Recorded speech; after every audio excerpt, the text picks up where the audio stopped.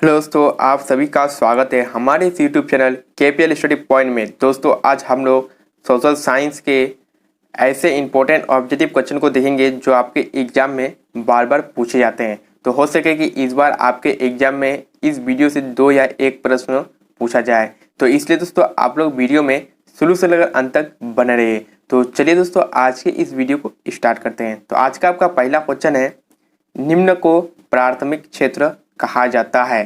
तो आपका option A में आपका सेवा क्षेत्र, ऑप्शन बी में आपका कृषि क्षेत्र, ऑप्शन सी में आपका औद्योगिक क्षेत्र और ऑप्शन डी में आपका इनमें से कोई नहीं। तो दोस्तों इसका राइट आंसर क्या होगा, आप लोग जाइए कमेंट बॉक्स में हमें जाके बताइए। उसके बाद चलिए क्वेश्चन नंबर 2 को देखते हैं। क्वेश्चन नंबर 2 में आपका इनमें से कौन से देश में मिश्रित अर्थव्यवस्था है। तो दोस्तों इसका सही आंसर होगा आपका ऑप्शन सी, भारत। अगर दोस्तों आप लोग को क्वेश्चन में पूछे कि अमेरिका में कौन सा अर्थव्यवस्था है, तो दोस्तों उसका सही आंसर होगा आपका पूंजीवादी अर्थव्यवस्था। और अगर आप लोग को क्वेश्चन में पूछे कि चीन में कौन सा अर्थव्यवस्था है, तो चीन में आपका है समाजवादी अर्थव्यवस्था। चलिए दोस्तों उसके बाद क्वेश्चन नंबर 3 को देखते हैं। क्वेश्चन नंबर 3 में आपका भारत में योजना आयोग का गठन कब हुआ। तो दोस्तों इसका सही आंसर होगा आपका 15 मार्च 1950 को। ठीक है दोस्तों, उसके बाद चलिए क्वेश्चन नंबर 4 को देखते हैं। क्वेश्चन नंबर 4 में आपका जिस देश की राष्ट्रीय आय अधिक होती है वह देश कहलाता है। ऑप्शन ए में आपका अविकसित, और ऑप्शन बी में आपका विकसित, और ऑप्शन सी में आपका विकासशील, और ऑप्शन डी में आपका इनमें से कोई नहीं। तो दोस्तों इसका सही आंसर होगा आपका ऑप्शन बी, विकसित। उसके बाद चलिए क्वेश्चन नंबर 5 में आपका इनमें से किसे पिछड़ा राज्य कहा जाता है। तो दोस्तों इसका सही आंसर होगा आपका ऑप्शन सी, बिहार। बिहार राज्य को जो है पिछड़ा राज्य कहा जाता है। चलिए उसके बाद क्वेश्चन नंबर आपका 6 में है, 15 अगस्त 1947 से मिली आज़ादी के पूर्व भारत लगभग कितने वर्षों तक अंग्रेज शासन का गुलाम था। यानी कि दोस्तों इस क्वेश्चन में आपको कह रहा है कि भारत जो है वो अंग्रेज शासन का कितने वर्षों तक गुलाम था। तो इसका सही आंसर होगा आपका ऑप्शन बी, 200 वर्षों तक। चलिए क्वेश्चन नंबर 7 में कह रहा है आपका, ये काफ़ी ज़्यादा इंपॉर्टेंट क्वेश्चन है दोस्तों। क्वेश्चन नंबर 7 में आपका अंग्रेजी शासन काल में भारत को खाली जगह कहा जाता था। तो ऑप्शन ए में आपका सोने की चिड़िया, ऑप्शन बी में आपका सुनहरा शेर, और ऑप्शन सी में आपका चांदी की चिड़िया, और ऑप्शन डी में आपका सुनहरी कोयल। तो दोस्तों आप लोगों को पता होना चाहिए कि जब जो अंग्रेज हम लोग का देश में शासन कर रहा था उस वक्त जो है भारत को सोने की चिड़िया कहा जाता था, इसलिए इसका राइट आंसर होगा आपका ऑप्शन ए। चलिए क्वेश्चन नंबर 8 में कह रहा आपका हमारे पास चुनौती थी कि भारतीय अर्थव्यवस्था का खाली जगह पुनरुत्थान कर इसे अग्रणी अर्थव्यवस्था बनाना। तो दोस्तों आपको बताना है कि इस खाली जगह में क्या होगा। तो दोस्तों इसका सही आंसर होगा आपका ऑप्शन डी, इनमें से सभी। यानी कि इस खाली जगह में आपका सामाजिक भी होगा, आर्थिक भी होगा और राजनीतिक भी होगा।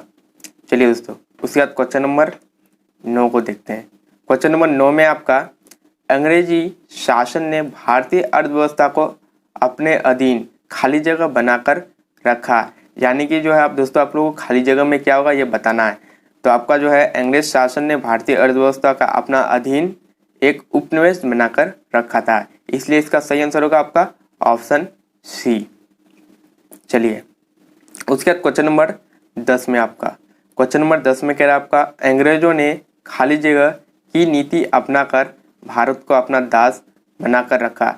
यानी कि दोस्तों आपका क्वेश्चन नंबर 10 में कह रहा है कि अंग्रेजों ने कौन सी नीति अपनाकर भारत को अपना दास बनाकर रखा था।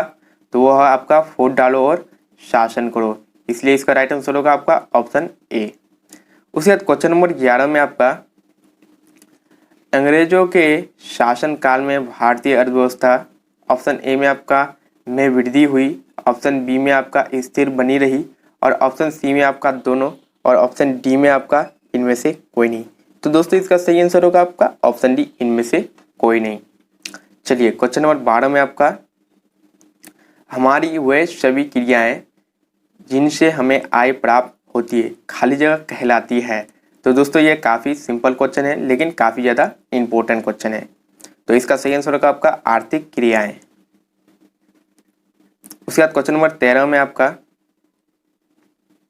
खाली जगह एक ऐसा ढांचा या केंद्र या तंत्र है जिनमें विभिन्न प्रकार की खाली जगह क्रियाएं संपादित होती है।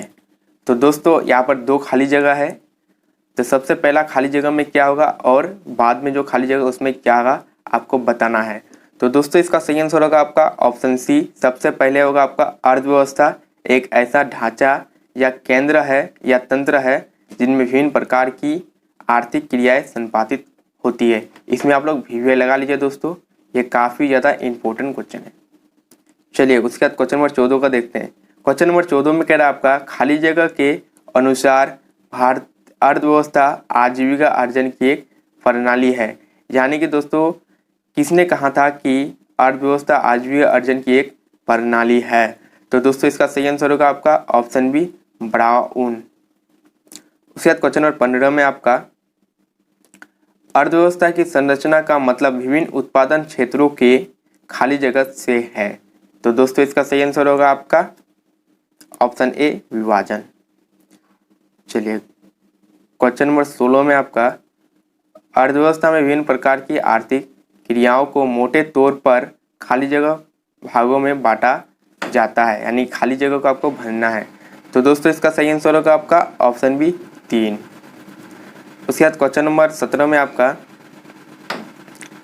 विभाजित आर्थिक क्रियाओं के 3 भागों में से एक है। ऑप्शन ए में आपका प्राथमिक क्षेत्र, ऑप्शन बी में आपका द्वितीयक क्षेत्र, ऑप्शन सी में आपका तृतीयक क्षेत्र, ऑप्शन डी में आपका इनमें से सभी। तो दोस्तों इसका सही आंसर होगा आपका इनमें से सभी। चलिए क्वेश्चन नंबर 18 में आपका निम्नलिखित में से कौन सी एक आर्थिक क्रियाएं प्राथमिक क्षेत्र का भाग नहीं है, यानी कि इनमें से कौन सा आर्थिक क्रिया है जो प्राथमिक क्षेत्र का भाग नहीं है। तो ऑप्शन ए में आपका उद्योग, ऑप्शन बी में आपका कृषि, ऑप्शन सी में आपका पशुपालन और ऑप्शन डी में आपका वन। तो दोस्तों इसका सही आंसर होगा आपका ऑप्शन ए उद्योग। चलिए उसके बाद क्वेश्चन नंबर 19 में कह रहा है आपका निम्नलिखित में से कौन सी तृतीय क्षेत्र से संबंधित है, यानी कि इनमें से कौन तृतीय क्षेत्र से संबंधित है। तो ऑप्शन ए में आपका कृषि, ऑप्शन बी में आपका उद्योग, ऑप्शन सी में आपका निर्माण और ऑप्शन डी में आपका बैंक। तो दोस्तों इसका सही आंसर होगा आपका ऑप्शन डी बैंक। और दोस्तों तृतीय क्षेत्रों को जो हम लोग सेवा क्षेत्र कहते हैं। चलिए क्वेश्चन नंबर 20 में आपका खाली जगह के अंतर्गत खनिज व्यवसाय, निर्माण कार्य, जनोपयोगी सेवाएं आदि के उत्पादन आते हैं, यानी कि खनिज व्यवसाय, निर्माण कार्य और जनोपयोगी सेवाएं कौन से क्षेत्र के अंतर्गत आते हैं। तो इसका सही आंसर होगा आपका दोस्तों ऑप्शन सी द्वितीयक क्षेत्र। दोस्तों अगर आप लोग को वीडियो अच्छा लगे तो वीडियो को लाइक कर दीजिए। अगर आप लोग चैनल पर नए हैं तो चैनल को जल्दी से सब्सक्राइब कर दीजिए।